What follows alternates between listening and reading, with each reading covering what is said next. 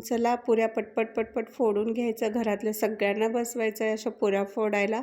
आणि त्याच्यामध्ये आपण केलेला रगडा आहे तो घट्ट रगडा असेल तो चमच्याने थोडा थोडा भरून घ्यायचा।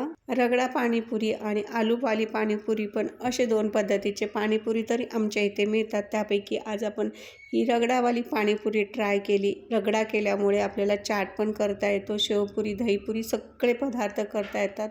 अशा पद्धतीने थोडा थोडा रगडा घातल्यावर वरून कांदा कोथिंबीर घालायचा आणि हे आपलं तिखट पाणी आणि केलेलं चिंच खजुराचं गोड पाणी आवडीनुसार वरून खायला घ्यायचं। आणि मनसोक्त अशी ही पाणीपुरी, भेळपुरी, रगडापुरी, चाट खाऊन घ्यायचं। आवडली रेसिपी तर नक्की वेदिका चॅनल रेसिपीला लाईक, शेअर आणि सबस्क्राईब करायला बिलकुल विसरायचं नाही। चला वरून बारीक शेव घाला आणि तयार झाला मस्त असा हा रगडा चाट। नक्की टेस्ट करून बघा, नक्कीच तुम्हाला रेसिपी आवडणार। संपूर्ण कृती आपल्या चॅनल अपलोड केलेली आहे।